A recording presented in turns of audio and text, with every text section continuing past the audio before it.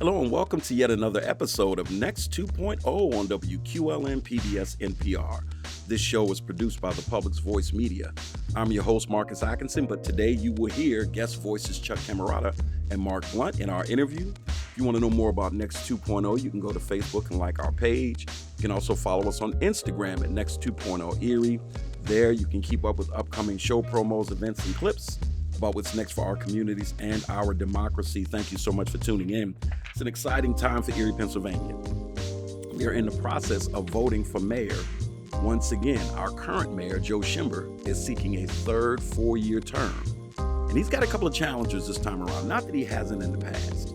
When Mayor Schimber came along and took over for Mayor Senate was not necessarily the people type, the touchy-feely type, and a lot of people just didn't feel the love for Mayor Senate despite his performance in his actual job. I think Joe Schimber came along when Erie just needed a real big hug and it needed to feel like it mattered to City Hall. He's done a phenomenal job at that.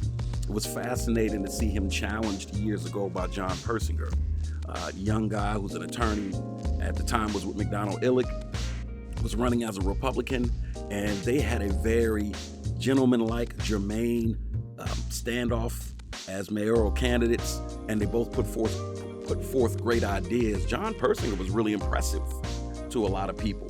And when the dust settled, we were still left with Mayor Schimber as our mayor. And so in terms of ideas, a lot of people in Erie have been saying we need new ideas. Erie's trying to turn the page and go a lot of different places in terms of development and who we are as a city, and the list goes on. Does that need a new face in City Hall? Well, that's the pitch of today's guest, Daria Devlin. And much like John Persinger, Daria has a lot of great ideas, but the difference is, credit where credit is due, she has quite a bit on her resume in the city of Erie to go along with all of the ideas that she's been putting out on her platform. She isn't the only person running for mayor right now. I'd be remiss if I didn't mention the fact that I hope I pronounce this right. Sheila Wagner, a retired substitute teacher, also submitted a petition. There's two Republicans who are filing nominating petitions, Matthew S. Thomas and Thomas Kenham. And then there's also public transit advocate Julie Minich, who has announced she plans to run for mayor as an independent. So we're going to do our best to get those names on the show as well. And we do have an interview lined up with Mayor Schimber coming up soon as well. But today, we settle in and we talk to Daria Devlin. Daria is a name that we're very familiar with. And when you look back through Erie's history, the only woman that Erie has ever put in that coveted seat has been Joy Savacchio. Now, I know Miss Savacchio well. She was actually my vice principal at Strong Vincent High School way back in the day. I'm dating myself a little bit. But, you know, what I liked about her is she had this gravitas about her, right?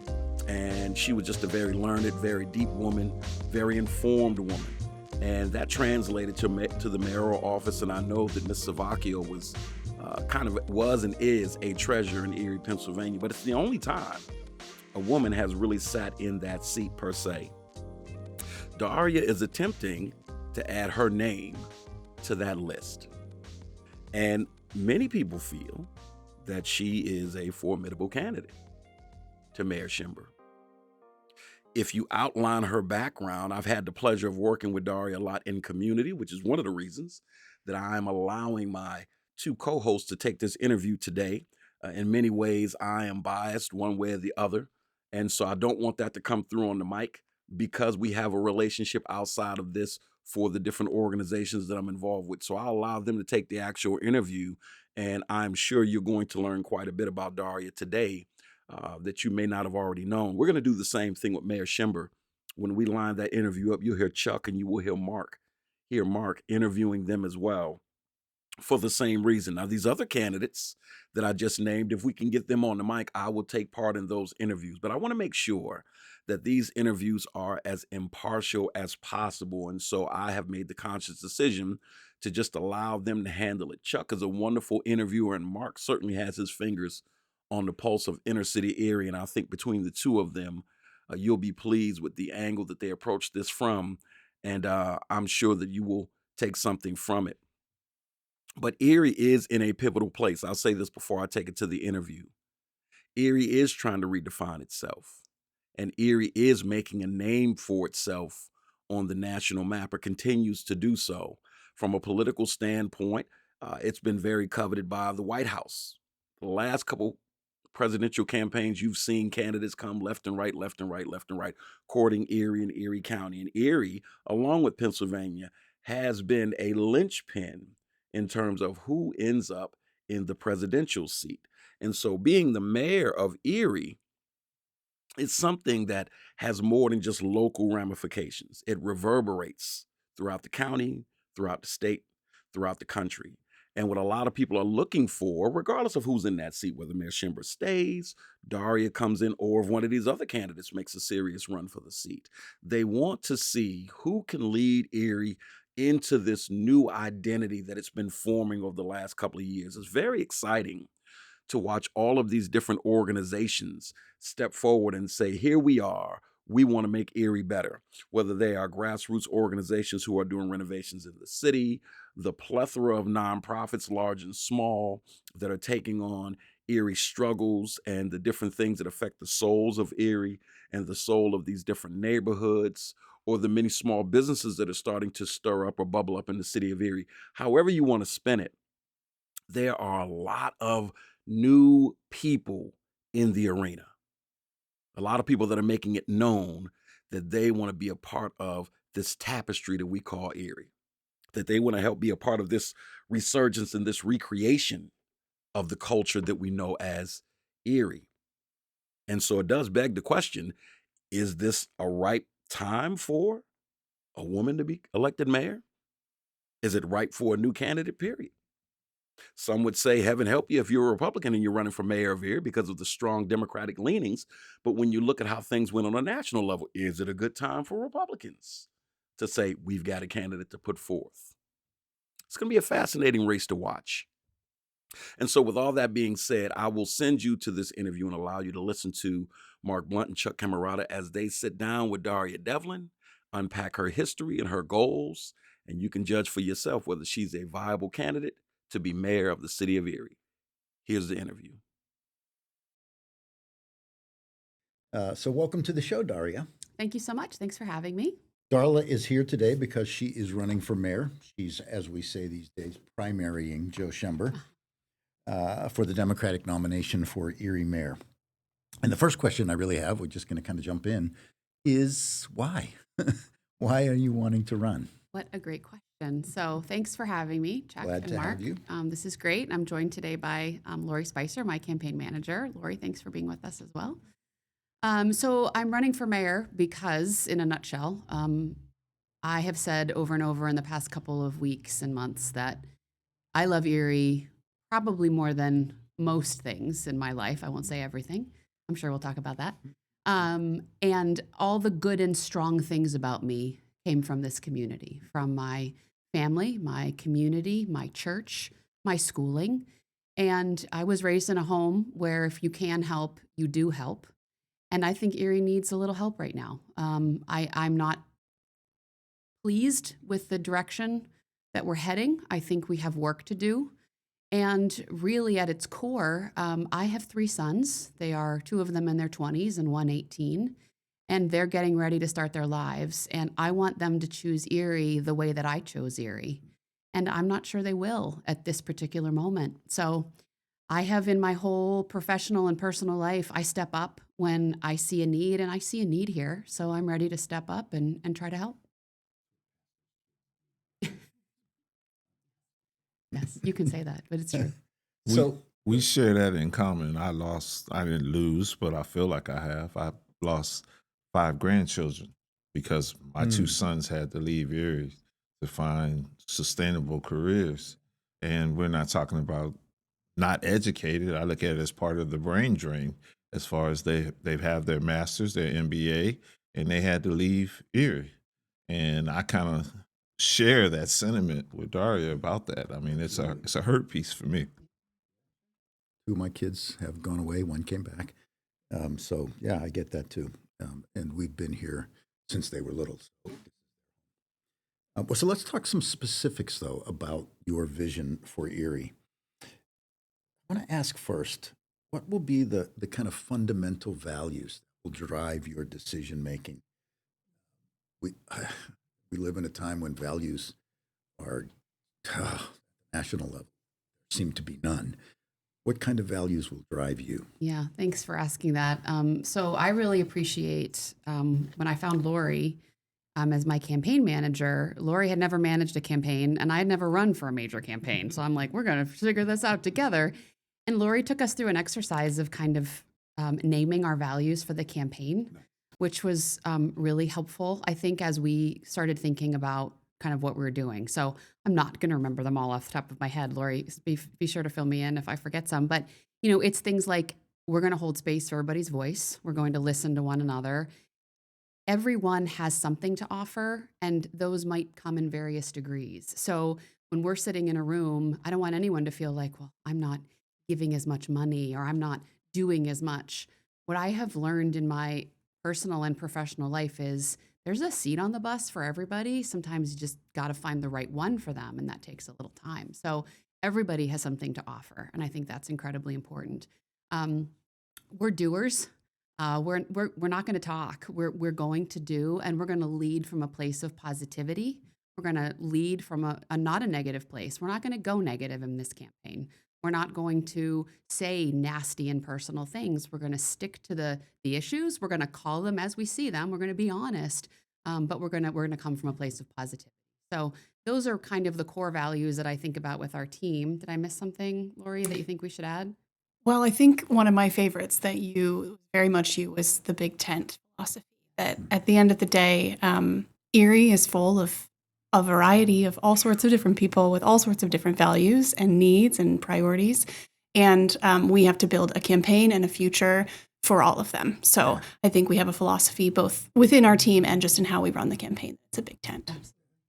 Big tent is kind of an old idea, but really, really relevant right now as at the national level. And we are shrinking the tent all over the place. So, and I would argue specifically, I mean, we're running on the Democratic ticket, and I think in the Democratic Party, for sure, we got to have a big tent because there's a lot of us coming from different places, and if we don't make space for everyone, we're going to lose, and that's important to remember. it is both the joy, the strength, and the downfall of the Democratic Party and the left. It's hard to keep everybody together, but you got to have everybody in the tent. So, What would be your proudest accomplishment as a citizen that you would want us to know about you that would add to you being mayor? Mm-hmm.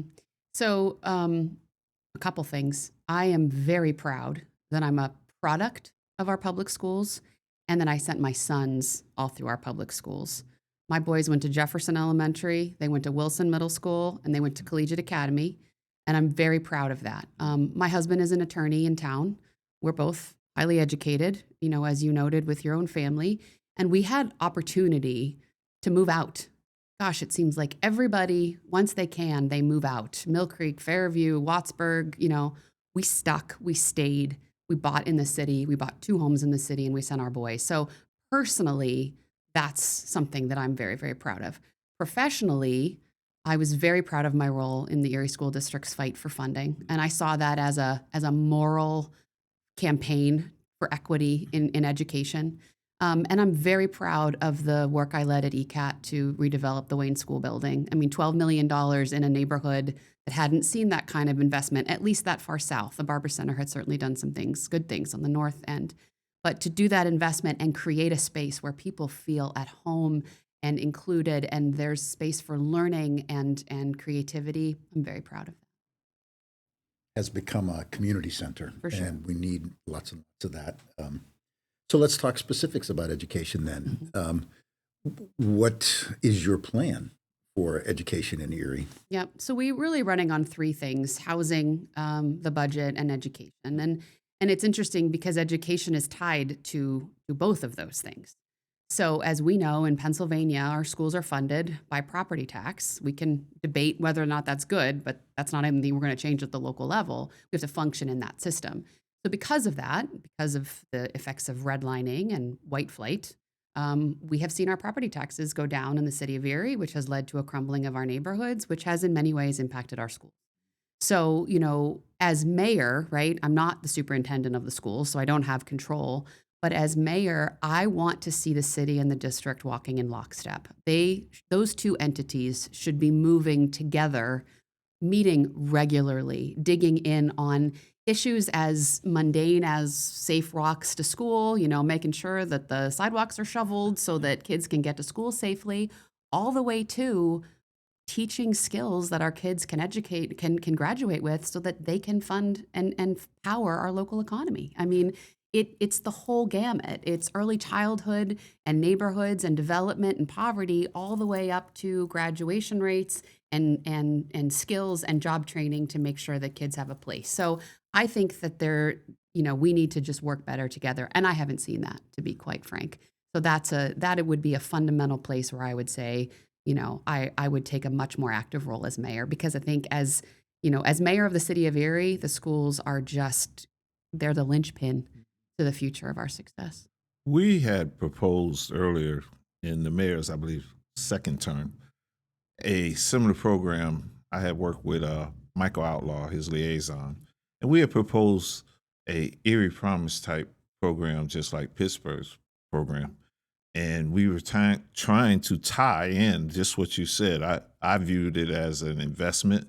I viewed it as if we can invest in stadiums, lakefronts, we can invest in youth and offer them an opportunity. And then in return, they stay here and make their home here. Would you be kind of like for something like that? Absolutely. And, I know a lot about the Pittsburgh Promise because when we were struggling in Erie back, 15, 16, we were kind of looking everywhere for answers and best practice. And so I knew a lot about what the Pittsburgh Promise was. And it was a statement that the city made about its belief in its youth, the fact that it was inequitable, and the fact that more needed to be done. So I absolutely think, and something I think, you all will hear from me today as we talk, I am a problem solver. I mean, I think that the challenges we face are complex, but they are solvable with some creativity and some conversation and some convening. We can fix these things. We have to look for those kinds of solutions. So sure. One of the biggest problems that I see, I'm an old political person, campaign chair for some people. And so one of the biggest things that I see that you face is Joe's a likable guy. And so how do you overcome that? Give me a start. I'm going to give you the opportunity to give a stark difference of why. Okay, look, some people say, well, Joe, just a lovable guy. So why you, and what would be the difference between you and Joe? Thanks for saying it, because it is the thing. For sure. First of all, I would like to say I am a likable person too. Yes, she is. I need to say it. Yes. But no, I have started many of my discussions with these words. This is a good man. This is a kind man.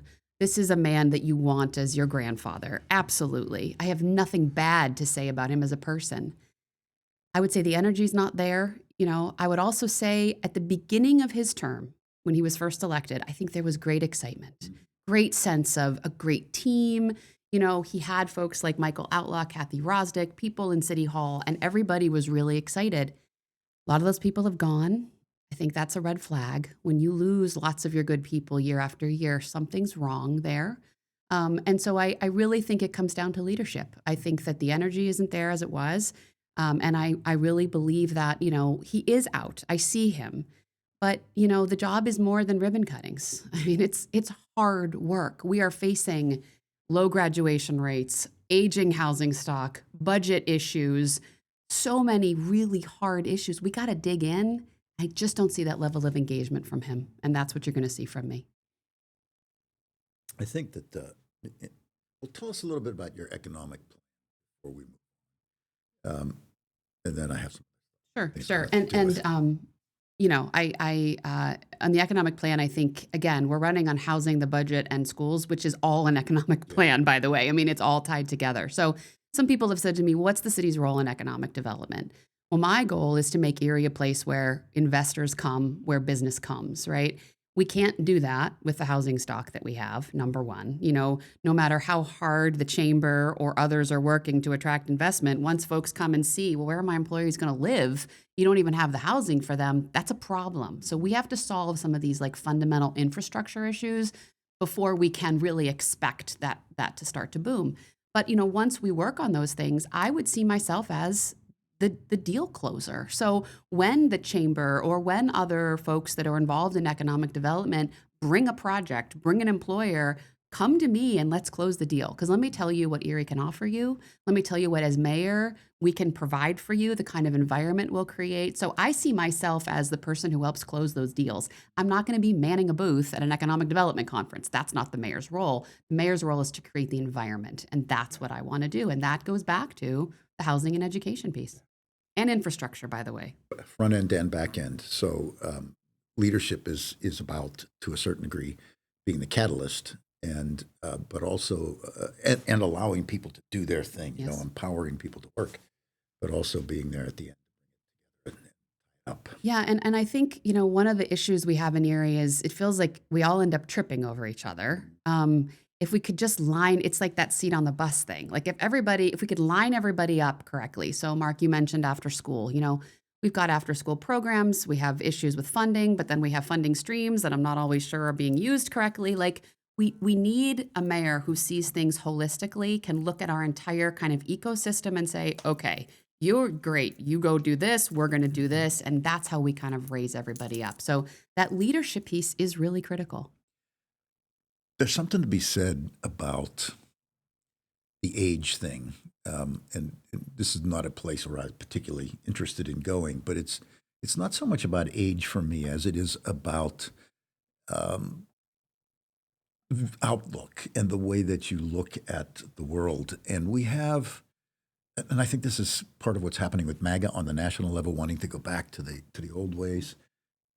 We have a kind of infrastructure politically that has people in their little fiefdoms separated from the other, protecting their part of the pie. And how do you move beyond that? And I think it's particularly real in more local governments. So city has that maybe more so than at the state or the national level. But how do you deal with that? Yeah, it's interesting, though, because I have to tell you, I don't think it's about age, because I have spoken to some older politicians. So some folks maybe from the Tullio times, and they're like all about my campaign. Like they see it and they're excited for it and they understand the need for change. So I don't think it's an age issue. I think it's an outlook issue. I think, again, it's an energy and leadership issue, and I also think it's an accountability issue. So, when we talk about the mayor, I also believe, your name goes on the ballot. You need to make the decisions. You need to be accountable, and you need to be accountable to your voters all the time, not just while you're running or during an election year. And so, I think that that's the kind of attitude that really gets to change. And that's the kind of leader that I would see myself as being. And then in Erie, when I was asked about this race, you posed an interesting question. How do you beat an incumbent like this?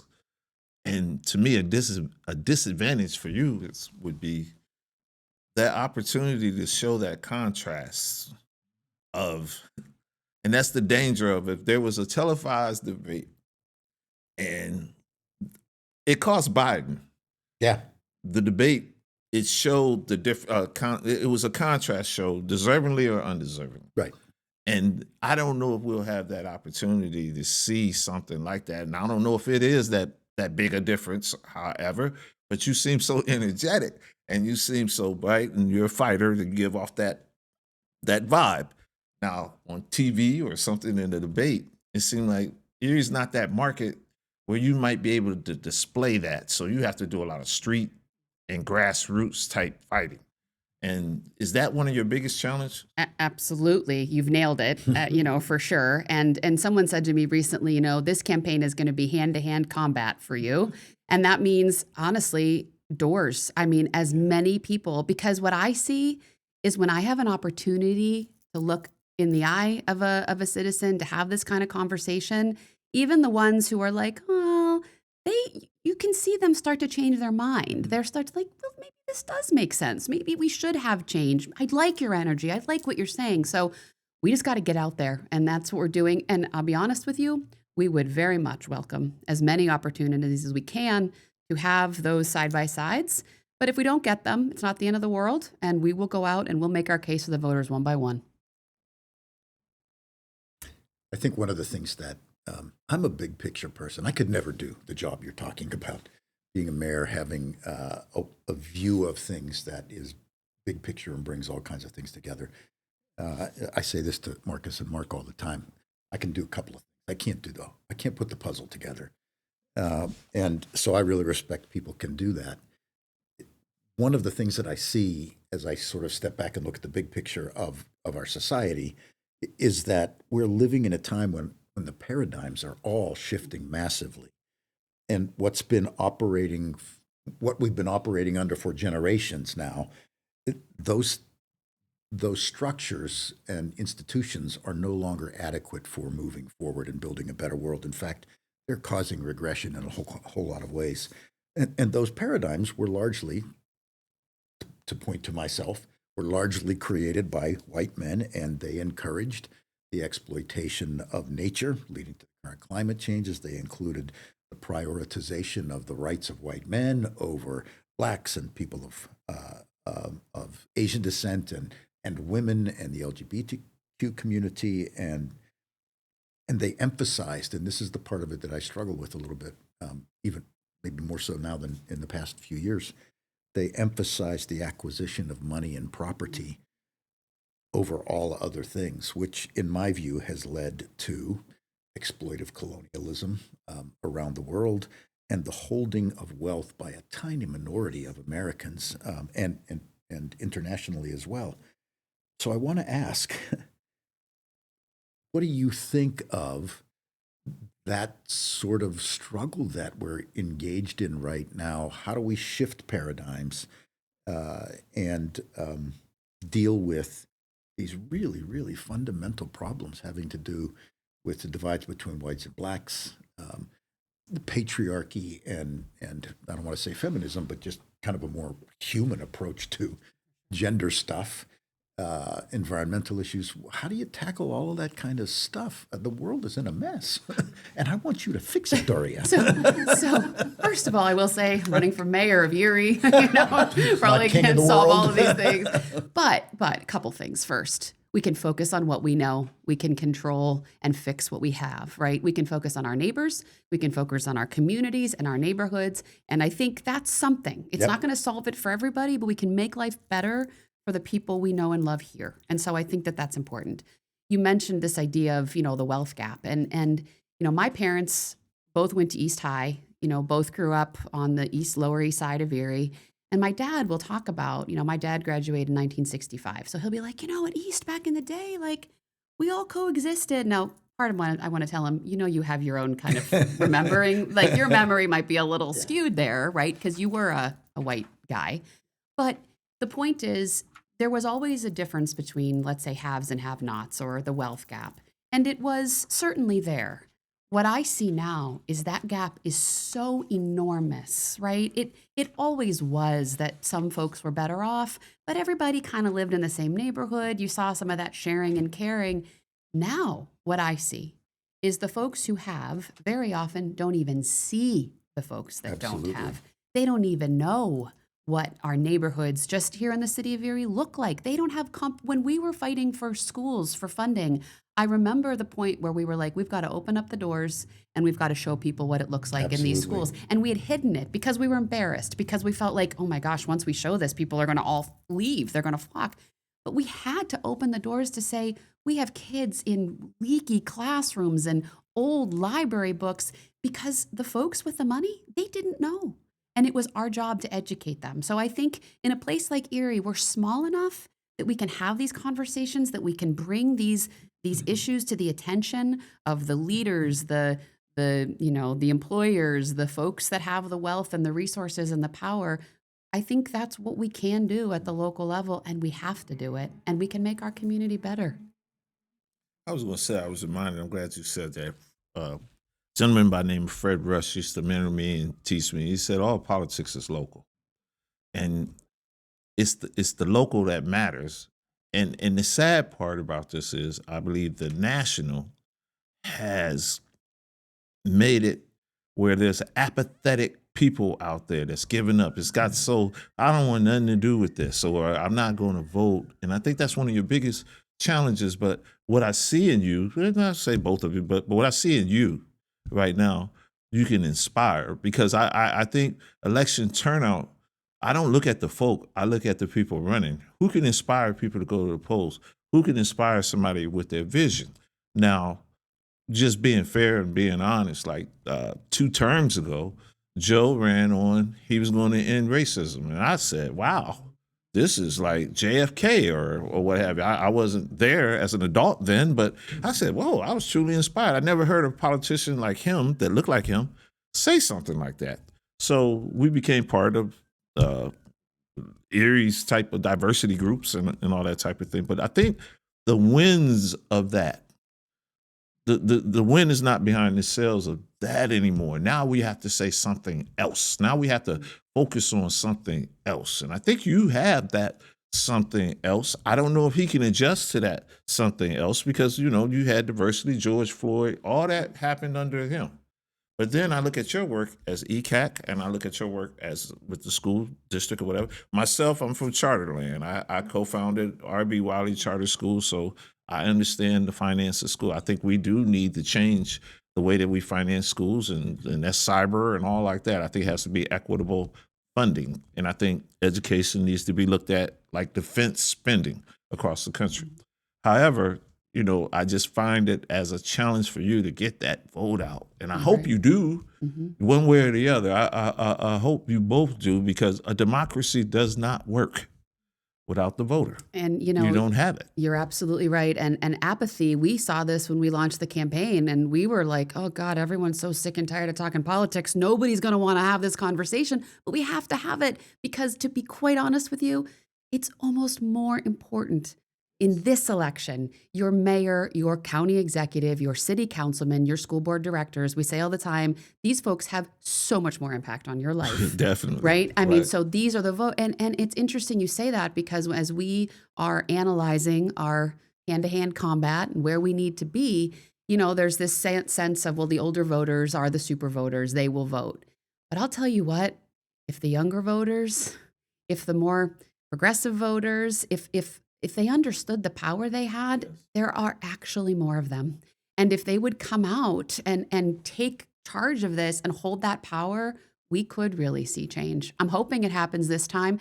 But one of the things we've talked about on this campaign, we will work to educate so that even if we lose, we build for the next one. Because if we're talking about voter registration and we're talking about youth empowerment in this space, maybe it doesn't happen for us. But you know what? If we're building it for the next time around, then we won, because that's what needs to happen. And I think to what you named in the beginning with this question, Chuck, so much of what's at the heart of that exploitation and the division we see at the federal level, I think, is disconnection, right? It's that we're disconnected from our neighbors. We're disconnected from each other. We don't understand the stories and the experiences and the struggles. And I think that's really at the heart of this campaign is reconnecting with each other and our neighborhoods and the issues that really matter most at the local level. And so I am really hopeful that no matter what happens for our race, there will be more connection in Erie, and that the city will be better for it as a result of this campaign. I work with a lot of people outside the city. The cohort of people that I've been working with for 35 years are in the suburbs. And one of the questions I have been asking a lot lately is, who do you know that doesn't look like you? And so many people don't. They don't know a person who's a different color than them. They don't know people from other religions. They know queer people, they just don't know who they are. And until you make those connections and begin to hear their stories, that's then we're going to continue to live in our little silos. And so there's roles for people like me trying to stir that up. But people who are in public service in the city, you already have the diversity here. You just got to get people to come together and talk about and work together. And if I could say, I think part of the reason that I am ready for this role is I have a very unique background. So, my dad was an attorney. He lived out in Mill Creek with my mom. They moved back into the city of Erie for my dad to take over our church at Front and German. So they went the other way. They went from Mill Creek down back to the neighborhood where my dad grew up.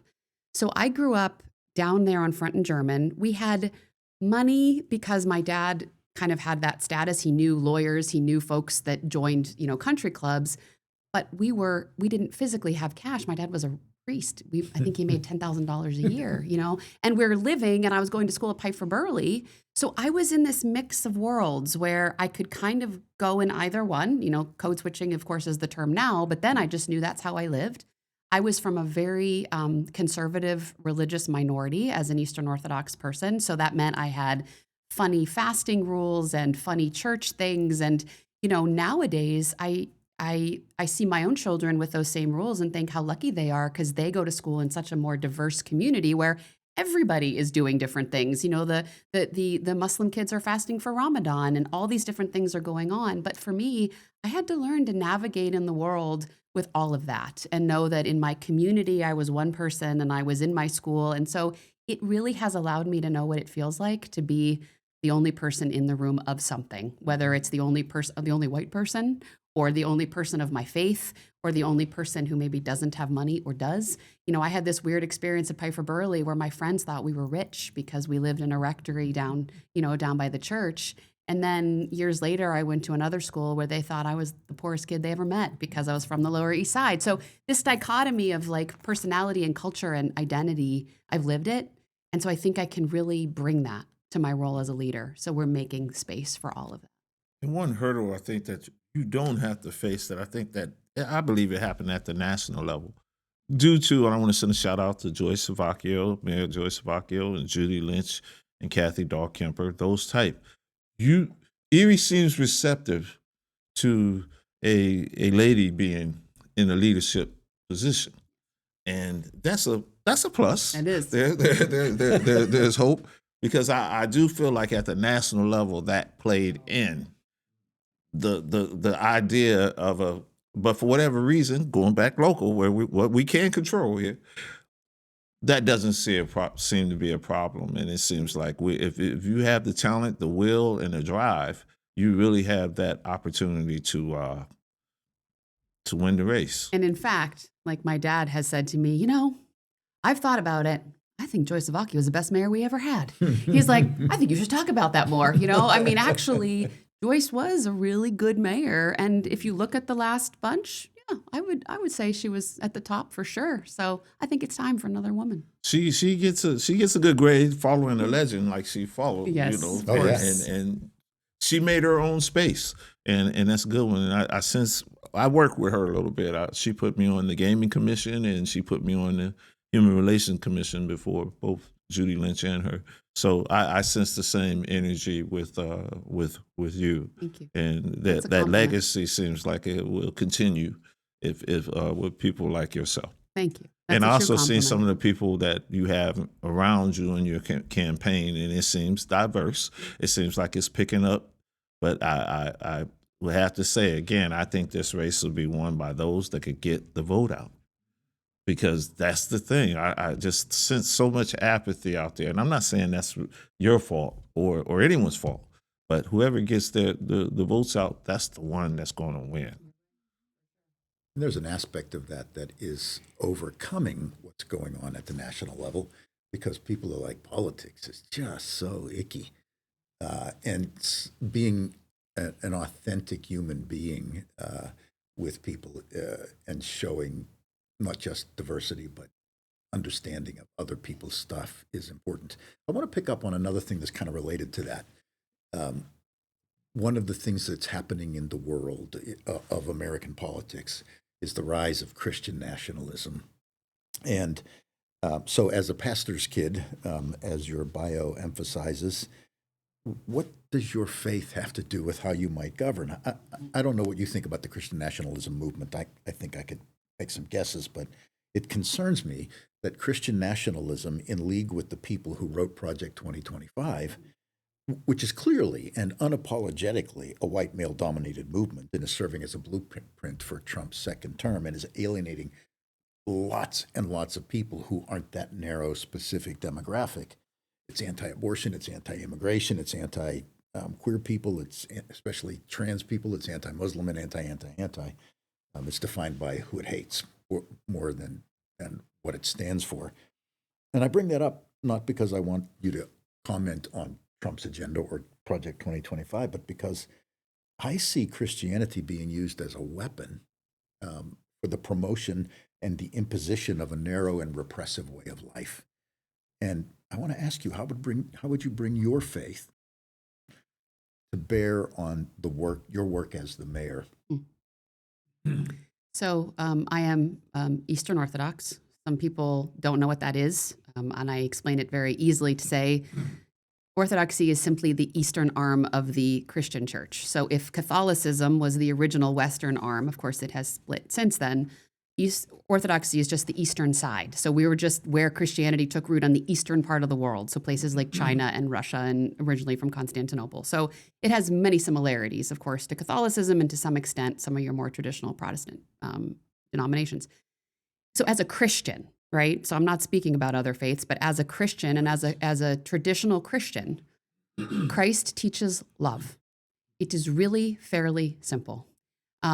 My father has been a priest for almost 50 years, and still on Palm Sunday, when we read the epistle about love, he still tears up because it's still the core of who we are and what we do. So if we function from a place that Christianity is about love, Christianity is about taking care of those among us, the least among us. I don't know how you cannot behave in a way that is inclusive, that is caring for the poor, that is caring for those that need it, whether those are refugees or those suffering from poverty. That's number one. Number two, I believe in, as a traditional Christian, I believe in an afterlife. I believe in a judgment. I do. But for me, God will sort it all out. Not my job. I might make decisions for myself, and I might encourage my children to make decisions around some moral choices or some things that we feel are, the best path to Christ and to the afterlife and to eternal life with God. Not for me to decide, though, what everybody else's path is. And I feel strongly about that. And lastly, this, as I said before, I functioned as a religious minority. I am not in a position to start telling other people. I know what that feels like. And as a person who wants to be able to practice my faith the way I want to practice it, I am not down for telling others how to practice theirs. It just doesn't make sense. So, in my view of Christianity is this life is about finding the best relationship to God that we can have. And that's truly what heaven is. It's being in a constant relationship with God after this life. Then that's based on love and care, and that's what I'm down for. And it lines up with my principles as a Democrat, and it lines up with my leadership philosophy. I'm going to soften it up a little bit. I'm going to ask you a question I know all Erie wants to know. Okay. Are you going to bring Roar on the shore back? Which is directly related to Christianity. Of course. Do you know that I had a conversation with some folks yesterday, I'm not going to name them, and I said, do you know how many people ask me that? It is insane how many people are like, people want to know. Where's Roar they on don't the want to know shore? all those world problems. They want to know you're going to bring that back. I rode my motorcycle here. Heard, yes. Lori's like, Chuck just pulled up in his motorcycle. And I talked to these folks, and they were like, we can help you. We can do it. And I'm like, well, why did it ever go away? And they were like, I don't know. So, Marc, why did it go away? Can do you know? That part, I don't know. I heard a local skirmish between the vendors and the local establishments. Then I heard it was a preference. Somebody had to pay for the liability, and they seen it as something different than an asset or a annual event that I think Erie, that was unique to Erie. It was. Mm-hmm. And for whatever reason, some people didn't like it, and the right people, I guess, didn't like it and shoot it away. But that's the question everybody want to know about your candidacy. I'm going to tell you right now. Are you bringing it back? I will look into it. Absolutely. After all this, she is a politician. I will look into it. We're going to have her back on to address. We're going to have a whole episode on this question. That's a good answer. It really dovetails into the next thing I want to talk about, which is money in politics. And it's, I think that decision locally had to do with economics, and with a few people with some clout, economic clout, putting pressure. So here's my question. It's pretty clear to me that in America, more and more, It's being run by billionaires and maybe even a trillionaire before too much longer. That's crazy to me. Billionaires and corporations, for the benefit of billionaires and corporations. And the influence of money, which has been a problem in politics forever, but has gotten exponentially worse since Citizen United, is just as profound a problem at the local and state levels as it is at the national level. So I am wondering, what is your plan to keep the playing field level for all players? How do you keep money from having an undue influence on policy? So it's a great question. And I'll be honest with you, it does take money to run a campaign. I mean, I'm not going to sit here and lie to you about that. I mean, this is a wonderful woman. She's not going to work for free. You know what I mean? So I have to pay my staff. And going back to your point about how we reach those voters, I got to get in their mailboxes and I got to get on TV, and all that costs money. So it is a reality, not a very pretty one, but certainly a reality. Our budget for this race is $250,000. That's because the mayor's got $200,000 in the bank. I mean, so, it's the reality. Now, I will say, I am a person, I think, first of all, I give the vibe that's like, we're going to be straight shooters here. We're going to have a real conversation. And so I'm pretty clear with the folks that I am taking funds from that, like, I appreciate you. You're down with change. You want to see this. It hasn't bought you anything. Right. All it has bought you is the opportunity to help me win this. And then we're going to have lots more conversations. And those conversations are going to be really for the people who got me elected, which is the voters. So the money helps you get to the voters, but the voters make the decision. And that always has to be the guiding principle as we move forward. So being a former businessman, a marketer, a person, is there an app that these listeners can have that where to send the money to Daria? Is there an app? Could you announce that app? You know what? You can go to dariaforerie.com and click that beautiful donate button. And that will take you to ActBlue, where you can help to fund this campaign. And honestly, it really does come back to that. It's that part of the reason that money in politics is such a problem is because people are apathetic, because people are disillusioned, because people are hopeless. And when folks don't believe in local politics, they don't invest in local politics. And so when we have more and more folks feeling connected, feeling empowered, feeling engaged, that shows up in smaller donor donations, which is what we want to see on this campaign. We want to see the community funding this campaigin. So if there's anything else someone wants to know about Daria that we didn't cover, like who's the biggest act that you want to bring to Erie Days when you win? Where can we find these answers at? Where can we learn more about her at? Absolutely. Please stay on our social media pages. So you can find us at Daria for Erie on Facebook and Instagram. I really want to shout out our Walk and Talk Wednesdays. Every Wednesday, you can look forward to a video of Daria talking about an essential issue that impacts the community and her plans to solve it. So follow us on social media, share, like, engage with us there. But then our website is going to be constantly updated. Genuinely every day, we're putting new content up there, more events that you can come out and have drinks with Daria, have donuts with Daria. There's lots of opportunities to be engaged. Yeah, and on those events, I want to say, we're doing fundraisers, but right now we're really focused on getting some things scheduled that is no cost to entry. Just come, let's have a conversation, let's meet. We're going to have donuts, we're going to have some drinks, but nothing on you. You just come and let's mingle. So more opportunities to come for sure. We will put the contact information in the show notes for the show so that people can go to the website and find you guys real easily. I wonder, I was a pastor for 40 years, and you can't run a church without money either. So we always wrestled with the balance between raising money and giving in to the demands of people who had the money. We found that being people of integrity worked much better than catering to a couple of rich folks. So I applaud your answer to that question. Related to that, and this is kind of the last question I have for you, how can we create an environment in our city that doesn't disenfranchise folks, the poor, women, people of color, the queer community, and the massive amount of new Americans that we have in the city? Yeah. So first of all, I had a conversation with a woman yesterday, and she was kind of bemoaning the neighborhoods and how different they look, and how, some of those kind of social structures have fallen apart. And my answer to her was like, yeah, the old ones might be gone, but like there's new ones now, and you should educate yourself about what that looks like. And I think education is so important. We need to build up these neighborhoods, and they're not, my neighborhood was the old Russian neighborhood. It's not that now, but that doesn't mean it's bad. In fact, it's vibrant, and we need to make our neighborhoods vibrant so people have that connectedness and that others can then come. We're doing work on East Avenue. It's like, why can't we have more restaurants and more small shops? Let's make these neighborhoods places where people who don't live there want to come and learn about, the culture and the environment. So I think that's number one. Number two, we got to raise all the boats, and raising all the boats means focusing on the core stuff.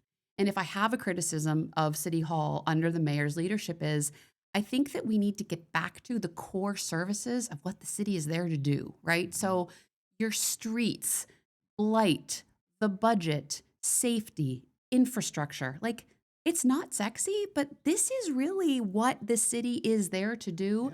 And when we focus on things like housing and a balanced budget and a school system that's working, everybody gets lifted up in that.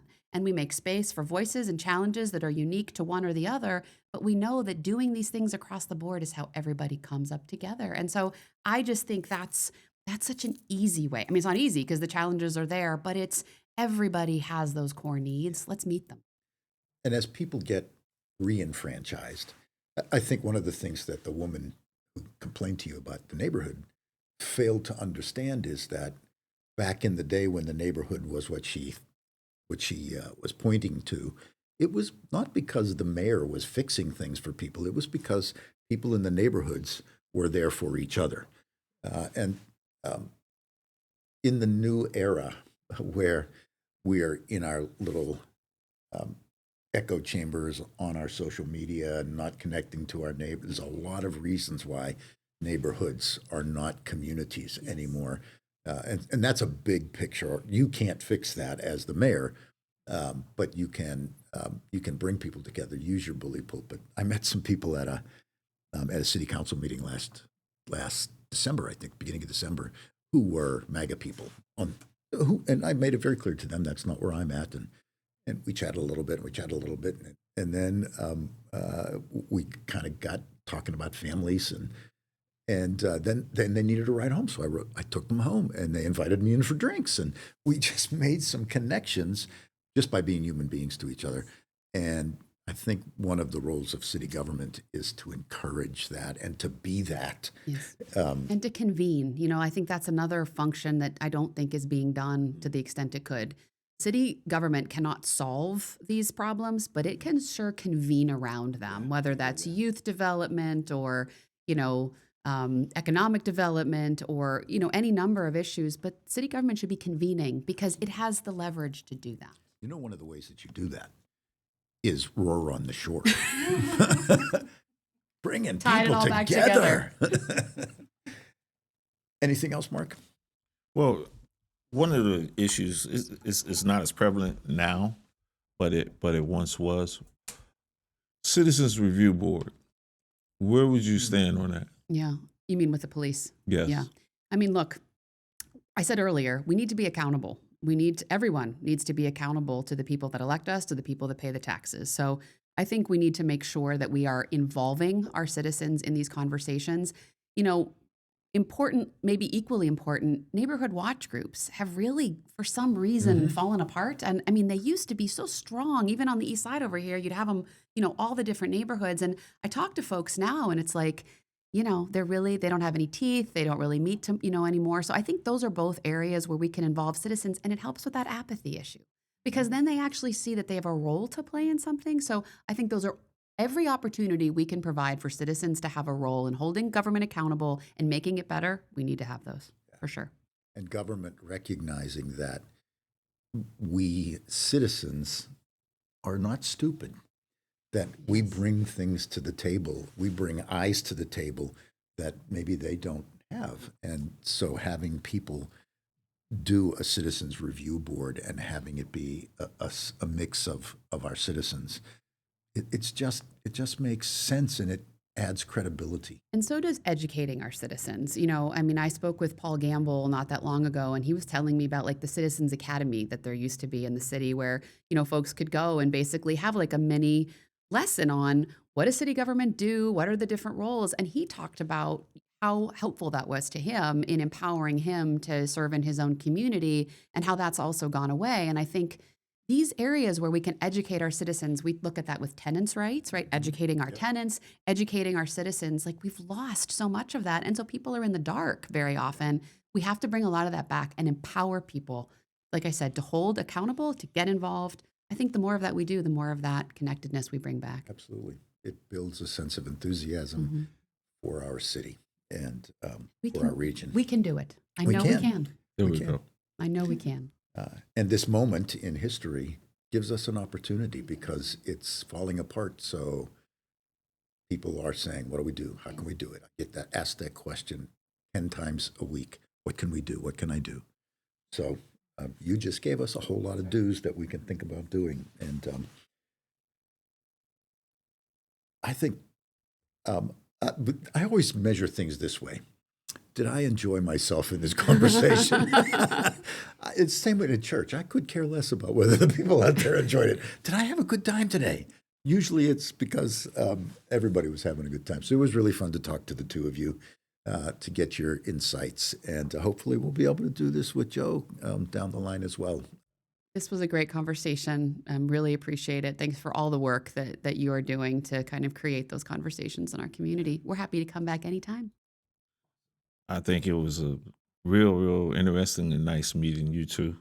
I believe you're going to come off as inspirational in some, and I think you've accomplished that you're a fighter. I think that'll come off, and I just hope, I wish you good luck.